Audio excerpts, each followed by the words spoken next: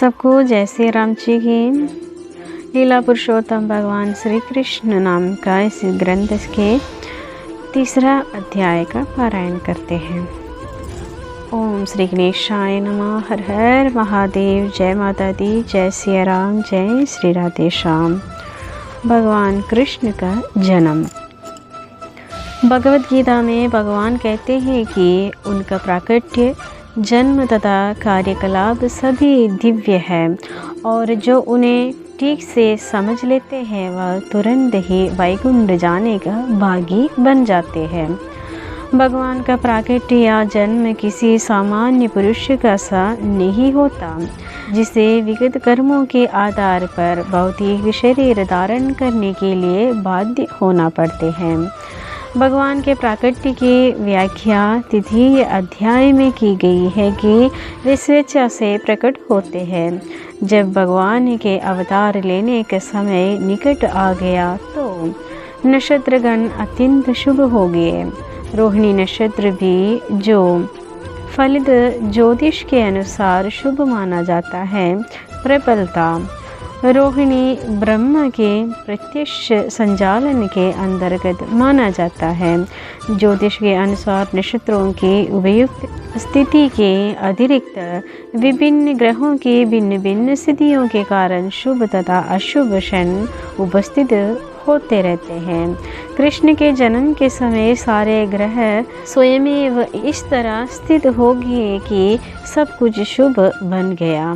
उस समय पूर्व, पश्चिम, दक्षिण, उत्तर सभी दिशाओं में शांति और संपन्नता का वातावरण था। आकाश में शुभ नक्षत्र दिख रहे थे और पृथ्वी पर सभी नगरों तथा ग्रामों या गोचरों में तथा जन जन के मन में सौभाग्य के लक्षण दृष्टिगोचर हो रहे थे। नदियाँ जल से पूर्ण होकर प्रवाहित हो रहे थे और सरोवरों में सुंदर कमल खिले हुए थे। जंगल सुंदर पक्षियों एवं मोरों से पूर्ण थे। जंगल के सारे पक्षी मधुर वाणी में गाने लगे और मयूर मयूरियों के साथ नाचने लगे। वायु अपने साथ विविध पुष्पों की सुगंध लेकर मंद मंद बहने लगे, जिसका सुगंध स्पर्श मन को मोहने लगा था। जो ब्राह्मण अग्नि में यज्ञ करने के अभ्यस्त थे, उन्हें आहुति के लिए अपने अपने घर अत्यंत सुहावने लगने लगे। आसुरी राजाओं के उत्पन्नों के कारण ब्राह्मणों के घरों में हवन आदि यज्ञ लगभग बंद हो चुके थे, किंतु अब उन्हें शांतिपूर्वक यज्ञ आदि करने के अवसर प्राप्त हो रहे थे। यज्ञों पर प्रतिबंध लगाने के कारण ब्राह्मण मनसा वाचा कर्मणा अत्यंत दुखी थे, किंतु कृष्ण के जन्म के समय उन सब के मन स्वयं प्रसन्नता से पूर्ण हो गए, क्योंकि उन्हें आकाश में भगवान की जन्म लेने की घोषणा करने वाली दिव्य वाणी गूंज होती सुनाई दे रहे थे। गंधर्व और किन्नर लोग के वासी गाने लगे तथा सिद्ध और चारण लोग के वासी भगवान की सेवा में प्रार्थनाएं करने लगे। स्वर्गलोक में देवता अपनी अपनी पत्नियों तथा विद्याधर अपनी अपनी पत्नियों के साथ नाचने लगे। ऋषि मुनि तथा देवता प्रसन्न होकर फूल बरसाने लगे। समुद्र तट पर हल्की हल्की तरंगों की ध्वनि सुनाई दे रहे थे और समुद्र के ऊपर आकाश में बादल थे जो मोहक गर्जना करने लग रहे थे। जब ऐसे संयोग उपस्थित हो गया तो गटगटवासी भगवान विष्णु अंधेरी रात में भगवान के रूप में देवकी के समक्ष प्रकट हुए, जो एक देवी जैसे लगते थे। उस समय भगवान विष्णु के प्राकट्य की तुलना रात्रि के समय पूर्व दिशा में उदित होने वाले पूर्ण चंद्रमा से की जा सकते थे, जहाँ यह आपत्ति उठाई जा सकती है कि चूँकि भगवान कृष्ण अष्टमी के दिन उत्पन्न हुए, अतः उस दिन पूर्ण चंद्रमा उदय हो ही नहीं सकता। इसके उत्तर में ये कहा जा सकता है कि भगवान कृष्ण उस वंश में उत्पन्न हुए जो चंद्रमा की वंश परंपरा में थे। अतः यद्यपि उस रात्रि को चंद्रमा अधूरा था, किंतु चंद्रमा के वंश में ही भगवान के जन्म लेने के कारण चंद्रमा अत्यधिक प्रसन्न था। अतः भगवान विष्णु की कृपा से वह पूर्ण चंद्र के रूप में उदय हुआ। कमानिक नामक ज्योतिष ग्रंथ में भगवान कृष्ण के जन्म के समय नक्षत्रों का अत्यंत सुंदर वर्ण मिलता है। उससे पुष्टि होती है कि उस शुभ क्षण में उत्पन्न ये शिशु परम ब्रह्म या परम सत्य था। वसुदेव ने उस आश्चर्यजनक बालक को देखा जिसके 4 हाथ थे, जिनमें वह शंख चक्र गदा तथा कमल पुष्प धारण किए थे, जो श्रीवत्स चिन्ह से सुशोभित था, जो कौस्तुभ मणि की माला पहने था, पीताम्बर धारण किए चमकीले शाम बादल की तरह लग रहा था, जिसका मुकुट वैद्योर मणि से अलंकृत था, जो पूरे शरीर में अमूल्य बिजावट कुंडल तथा अन्य आभूषण धारण किया था, और जिसका सिर केश राशि से अलंकृत था। बालक के अद्वितीय रूप के कारण वसुदेव आश्चर्यचकित हो गए। नवजात शिशु इस तरह कैसे आभूषित हो सकता है? अतः वे समझ गए कि अब भगवान कृष्ण प्रकट हो गए हैं, और इस अवसर पर वे अभिभूत हो गए। वसुदेव ने विनीत भाव से आश्चर्य प्रकट किया कि यद्यपि वे भौतिक प्रकृति द्वारा बद्ध सामान्य जीव है और ऊपर से कंस द्वारा बंदी है, तो भी सर्वव्यापी भगवान विष्णु या कृष्ण अपने मूल रूप में उनके घर शिशु रूप में प्रकट हुए हैं। कोई भी संसारी बालक आभूषणों एवं सुंदर वस्तुओं से सजकर 4 भुजाओं सहित और भगवान के समस्त चिन्हों से युक्त उत्पन्न नहीं होता। वसुदेव बारंबार उस बालक को निहार रहे थे और विचार कर रहे थे कि इस शुभ बेला को किस तरह मनाए। वे सोचने लगे, सामान्यतः जब पुत्र उत्पन्न होता है तो लोग उस अवसर पर खुशियाँ मनाते हैं, और एक मैं हूँ कि मेरे बंदी होते हुए भगवान ने मेरे घर जन्म लिए है। मुझे तो इस शुभ उत्सव को बारंबार मनाने के लिए तैयार रहना चाहिए। जब वसुदेव ने, जिनका दूसरा नाम आनकदुंदुभि है, अपने नवजात शिशु को देखा तो वे इतनी प्रसन्न हुए कि उनमें ब्राह्मणों को कई 1000 घोड़े दान देने की इच्छा प्रकट हुई। वैदिक प्रणाली के अनुसार जब भी क्षत्रिय राजमहल में कोई शुभ उत्सव मनाया जाता है तो राजा प्रसन्नता के कारण अनेक वस्तुएं दान देते हैं। ब्राह्मणों तथा ऋषियों को सुवर्ण भूषणों से मंडित घोड़े दी जाती है।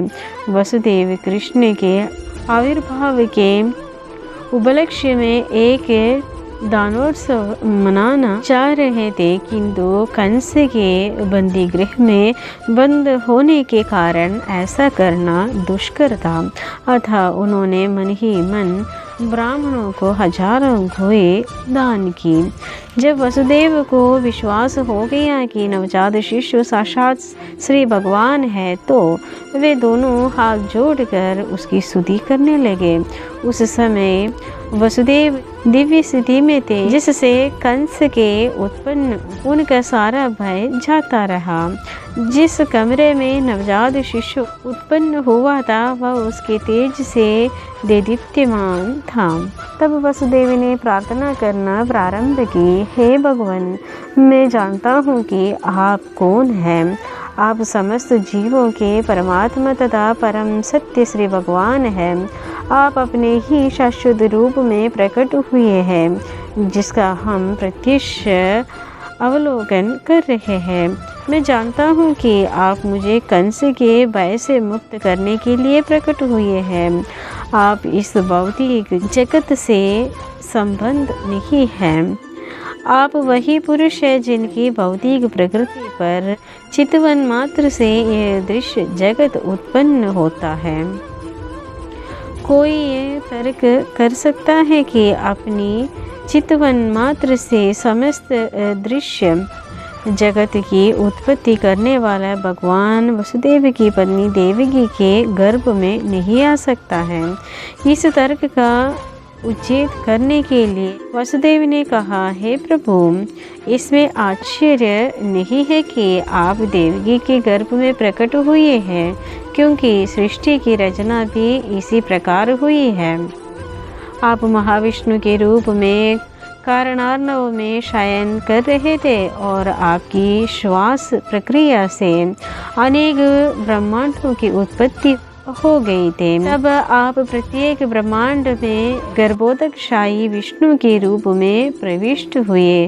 फिर आपने क्षीरोदकशायी विष्णु के रूप में अपना विस्तार किया और आप हर प्राणी के हृदय में अणु के भीतर भी प्रविष्ट हो गए। अतः देवकी के गर्भ में आपका प्रवेश करना उसी प्रकार से समझा जा सकता है। आप प्रविष्ट हुए प्रतीत होते हैं, किंतु उसी के साथ साथ आप सर्वव्यापक हैं। हम भौतिक उदाहरणों के माध्यम से आपके प्रवेश तथा अप्रवेश को समझ सकते हैं। 16 तत्वों में विभाजित होने पर भी संपूर्ण भौतिक शक्ति कम रहते हैं। यह भौतिक शरीर 5 स्थूल तत्वों पृथ्वी, जल, अग्नि, वायु तथा आकाश का संयोग मात्र है। जब भी कोई भौतिक शरीर बनता है तो ऐसा लगता है कि ये तत्व पुनः सृजित हो रहे हैं, किंतु वास्तविक तो ये है कि सारे तत्व शरीर के बाहर हमेशा विद्यमान रहते हैं। इसी तरह यद्यपि आप देवकी के गर्भ में शिशु रूप में प्रकट हुए हैं, किंतु आप उसके बाहर भी विराजमान हैं। आप सदैव अपना धाम में रहते हैं, फिर भी आप करोड़ों रूपों में अपना विस्तार कर सकते हैं। मनुष्य को बहुत ही बुद्धि के साथ आपके अवतार को समझना चाहिए, क्योंकि आपने भौतिक शक्ति भी उद्भूत है। आप भौतिक शक्ति के उसी प्रकार मूल स्रोत है, जिस तरह प्रकाश का स्रोत सूर्य है। सूर्य प्रकाश सूर्यमंडल को आच्छादित नहीं कर सकता, न आपसे उद्भूत होने के कारण भौतिक शक्ति आपको आच्छादित कर सकते हैं। आप भौतिक प्रकृति के तीनों गुणों में रहते प्रतीत होते हैं, किंतु वास्तव में ये तीनों गुण आपको आच्छादित नहीं कर सकते। इसे बड़े बड़े बुद्धिमान दार्शनिक जानते हैं। दूसरे शब्द में यद्यपि आप भौतिक शक्ति के भीतर प्रतीत होते हैं, किंतु आप उससे कभी आच्छादित नहीं होते। वेदों का कथन है कि परब्रह्म अपना तेज प्रकट करता है, जिनके फलस्वरूप प्रत्येक वस्तु प्रकाशित होते हैं। ब्रह्म संहिता से पता चलता है कि ब्रह्म ज्योतिष परमेश्वर के शरीर से उद्भूत होते हैं और इसी ब्रह्म ज्योति से सृष्टि उत्पन्न है। भगवद गीता में यह भी कहा गया है कि भगवान ही ब्रह्म ज्योति के आधार स्वरूप है, अतः मूलतः वे ही प्रत्येक वस्तु के आदि कारण, किंतु अल्पज्ञ सोचते हैं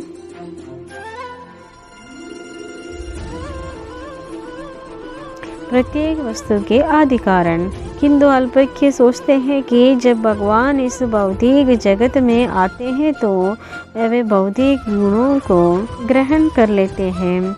ऐसे निष्कर्ष बोधपूर्ण नहीं है और केवल अल्पज्ञ द्वारा ही सृजित है।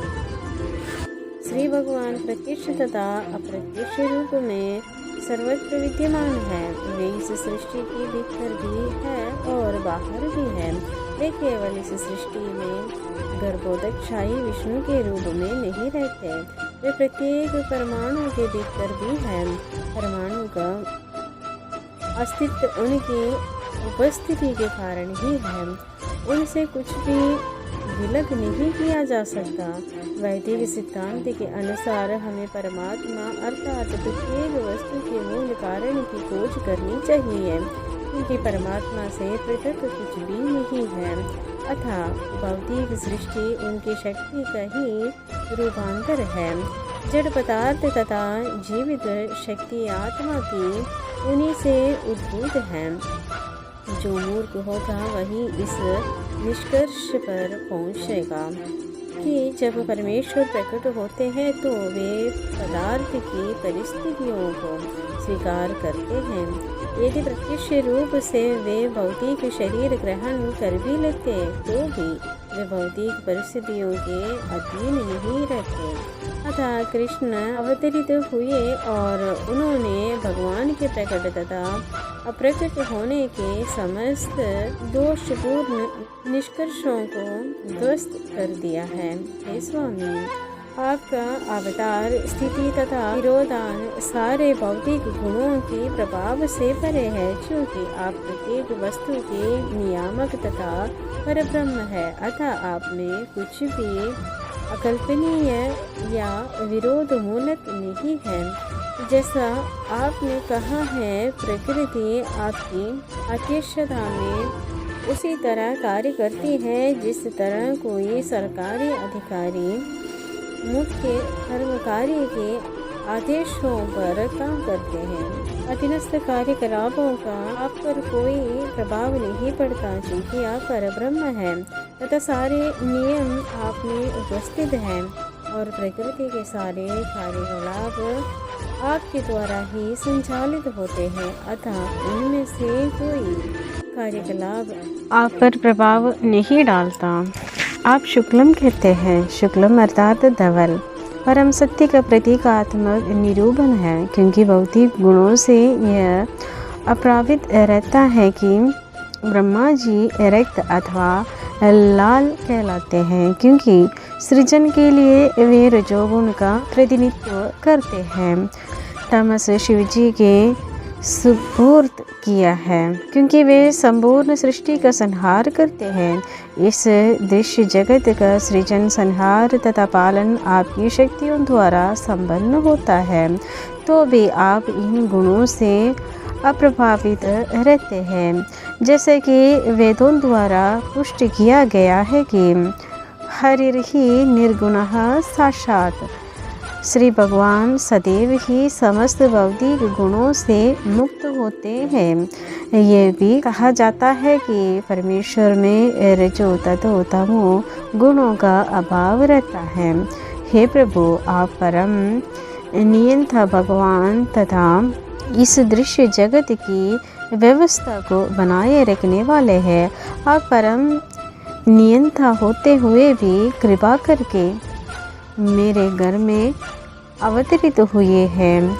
आपके अवतार का कारण संसार के उन आसुरी शक्तियों का, शासकों के अनुयायियों का वध करना है, जो राजकुमारों के वेश में रहते हुए वस्तुतः अस्पृ है। मुझे विश्वास है कि आप उन सबों को उनके अनुयायियों तथा सैनिकों समेत मार डालोगे। मुझे विदित है कि आप दुष्ट कंस तथा उनके अनुयायियों का वध करने के लिए अवतरित हुए हैं, किंतु ये जानकर कि आप उसे तथा उसके अनुयायियों का वध करने के लिए अवतरित होंगे, उस समय आपके कोई अग्रजों को मार डाला है। अब वह केवल आपकी जन्म की प्रतीक्षा में है। जैसे ही वह इसे सुनेगा, यह आपको मारने के लिए सभी प्रकार के अस्त्र शस्त्र लेकर उपस्थित होगा। वसुदेव की इस प्रार्थना के बाद कृष्ण की माता देवकी ने प्रार्थना की। वे अपने भाई के अत्याचारों से अत्यंत भयभीत थी। देवकी ने कहा, हे प्रभु, वैदिक साहित्य में आपके अनेक शाश्वत अवतारों का मूल अवतारों के तौर पर वर्णन हुआ है तथा नारायण, राम, शीर्ष, वाराह, नृसिंह, वामन, बलदेव तथा विष्णु से उद्भूत ऐसे लाखों अवतार आप मूल अवतार हैं, क्योंकि आपके अवतारों के सभी रूप इस भौतिक सृष्टि से बाहर है। आपका स्वरूप इस दृश्य जगत की उत्पत्ति के पहले से उपस्थित था। आपके स्वरूप शाश्वत तथा सर्वव्यापी है। वे स्वतेजोमय, अपरिवर्तनीय तथा भौतिक गुणों से अकुलिशित है। ऐसे शाश्वत रूप नित्य, ज्ञानमय तथा आनंदमय है। वे सभी दिव्य सात्विकता से पूर्ण तथा विभिन्न लीलाओं में सदैव निरत रहने वाले हैं। आपका कोई एक ही विशेष रूप नहीं होता। ऐसे अनेक दिव्य रूप स्वतंत्र हैं। जानती हूँ कि आप परमेश्वर विष्णु हैं। लाखों वर्षों बाद जब ब्रह्मा की जीवन का अंत होता है तो दृश्य जगत का विलय हो जाते हैं। उस समय पृथ्वी, जल, अग्नि, वायु तथा आकाश, ये 5 तत्व महान तत्व में प्रवेश कर जाते हैं। ये महान तत्व पुनः कालवश अप्रकट समग्र भौतिक शक्ति में प्रवेश करते हैं। समग्र भौतिक शक्ति प्रधान में और प्रधान आप में प्रवेश करते हैं।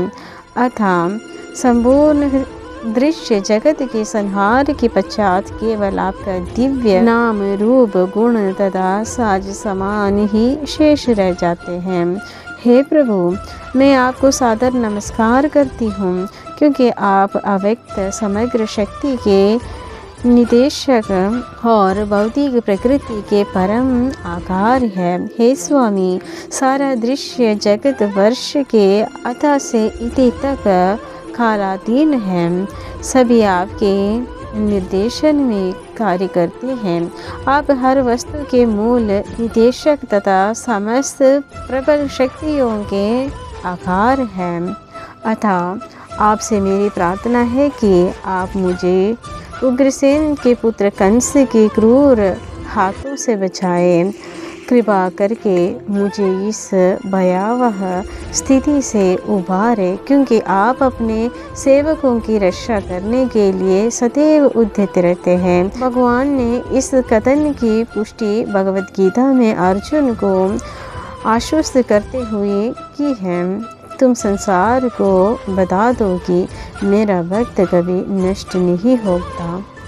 इस प्रकार रक्षा करने के लिए प्रार्थना करते हुए माता देवकी ने अपना वात्सल्य व्यक्त किया। मुझे ज्ञात है कि आपके इस दिव्य स्वरूप का दर्शन सामान्यतः ऋषिगण ध्यान में करते हैं, किंतु मैं अभी भी डर रही हूँ कि जो ही कंस को पता चल जाएगा कि आपका जन्म हो चुका है तो वह आपको हानि पहुँचा सकते हैं। अतः मेरी प्रार्थना है कि आप इस समय हमारे भौतिक चक्षुओं से ओझल हो जाइए। दूसरे शब्दों में उन्होंने भगवान से प्रार्थना की कि वे एक सामान्य बालक का रूप धारण कर लें। आपके जन्म के कारण ही मैं अपने भाई कंस से भयभीत हूँ। हे मधुसूदन, हो सकता है कि कंस को पता न चले कि आपने जन्म धारण कर लिया है। अतः मेरी प्रार्थना है कि आप अपने इस चतुर्भुज रूप को, जिसमें आप विष्णु के 4 चिन्ह शंख, चक्र, गदा तथा कमल धारण किए हैं, छिपा लें।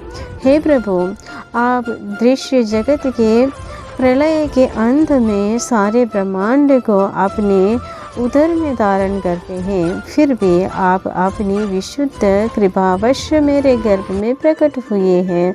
मुझे आश्चर्य है कि आप अपने भक्तों को प्रसन्न करने के लिए सामान्य मनुष्य के कार्यकलापों का अनुकरण करते हैं। देवकी की प्रार्थना सुनकर भगवान ने उत्तर दिया, हे माता, स्वयंभू मनु के कल्प में मेरे पिता वसुदेव एक प्रजापति के रूप में थे, जिनका नाम सुतपा था। और आप उनकी पत्नी कृष्णी थी। उस समय ब्रह्मा ने प्रजा बढ़ाने की इच्छा से आपसे संतान उत्पन्न करने के लिए कहा। आपने अपने इंद्रियों को वश में करते हुए कठोर तपस्या की। योग पद्धति में प्राणायाम का अभ्यास करते हुए आप पति पत्नी दोनों ने वर्षा, वायु, कड़कती धूप जैसे भौतिक नियमों के सारे प्रभावों को सहन किया।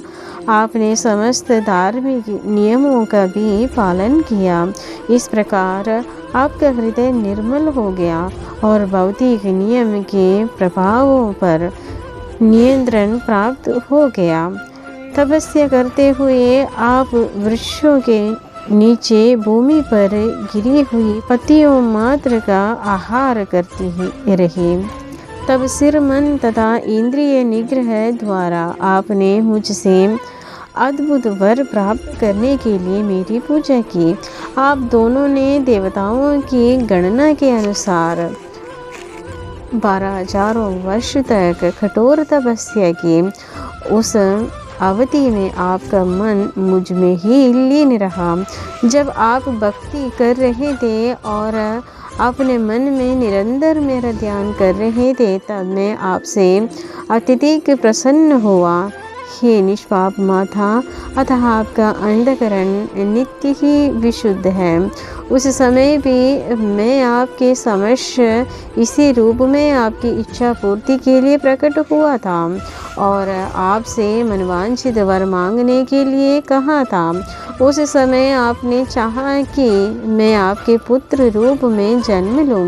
यद्यपि आपने मेरा साक्षात दर्शन किया था, तथापि आपने मेरी माया के प्रभाव के कारण व्यापक भवबंधन से पूर्ण मुक्ति न मांगकर मुझे अपने पुत्र के रूप में मांगा था। दूसरे शब्द में भगवान ने प्रकट होने के लिए इस जगत में कृष्णी तथा सुतपा को अपना माता पिता के रूप में चुना।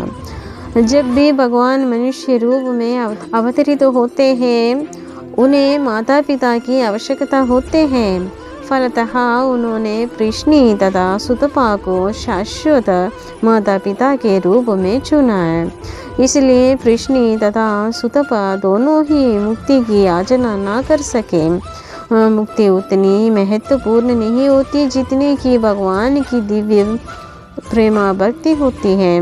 भगवान चाहते तो कृष्णी तथा सुतपा को तुरंत मुक्ति प्रदान कर सकते थे, किंतु अपने विभिन्न अवतारों के लिए उन्होंने इसी भौतिक जगत में बनाए रखना श्रेय कर समझा, जैसा कि आगे वर्णन किया जाएगा। भगवान से उनके माता पिता बनने का वर प्राप्त करके कृष्णी तथा सुतपा दोनों अपनी तपस्या छोड़कर घर चले आए और पति पत्नी के रूप में रहने लगे, जिससे वे साक्षात परमेश्वर को पुत्र रूप में उत्पन्न कर सके। कालक्रम से कृष्णी गर्भवती हुई और एक शिशु को जन्म दिया। भगवान ने वसुदेव तथा देवकी से कहा, उस समय मेरा नाम कृष्णिगर्भ था। अगले कल्प में आपने अदिति तथा कश्यप के रूप में जन्म लिया और तब मैं उपेंद्र नाम से आपका पुत्र बना। उस समय मेरा स्वरूप एक बोने जैसा था, जिससे मैं वामदेव के नाम से विख्यात हुआ। मैंने आपको वर दिया था कि मैं 3 बार आपके पुत्र रूप में जन्म धारण कर लूँगा। पहली बार मैं कृष्णी तथा सुतपा से जन्म लेकर कृष्णिगर्भ कहलाया। दूसरी बार अदिति तथा कश्यप से जन्म लेकर उपेंद्र कहलाया और अब तीसरी बार देवकी तथा वसुदेव से कृष्ण नाम से उत्पन्न हुआ हूँ। मैं इस विष्णु रूप में इसीलिए अवतरित हुआ हूँ कि आपको विश्वास दिला सकूँ कि उसी श्री भगवान ने पुनः जन्म धारण किया है।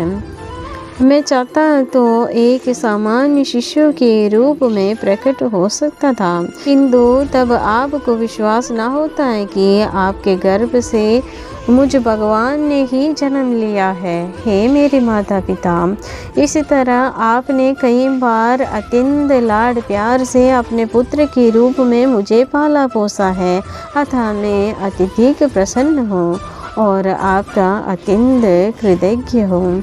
मैं विश्वास दिलाता हूँ कि इस बार आप अपने उद्देश्य को पूरा करके भगवत धाम को वापस जाएंगे।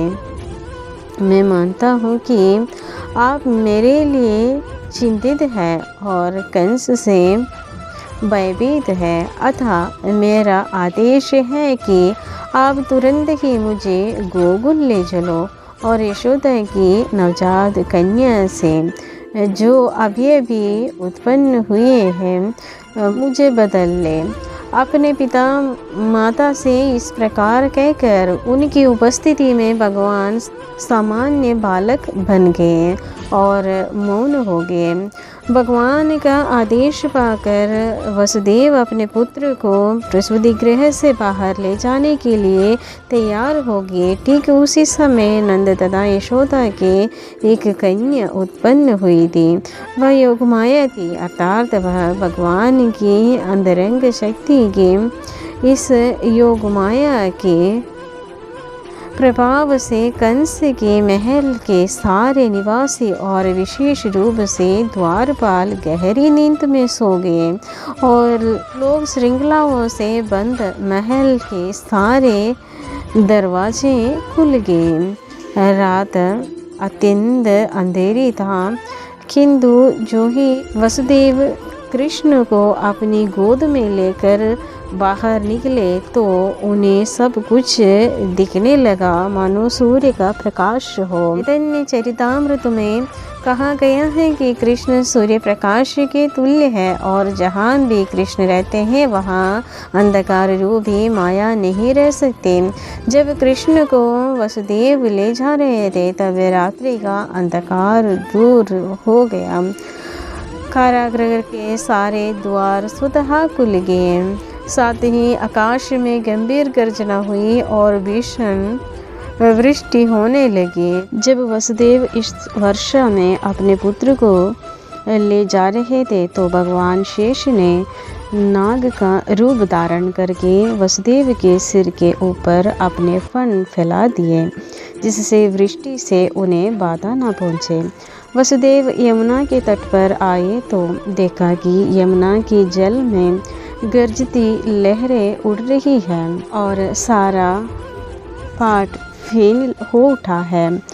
इतने पर भी यमुना ने वसुदेव को नदी को पार करने के लिए मार्ग दे दिया, ठीक उस प्रकार जिस प्रकार सेतुबंध के समय हिंद महासागर ने भगवान रामचंद्र को रास्ता दे दिया था।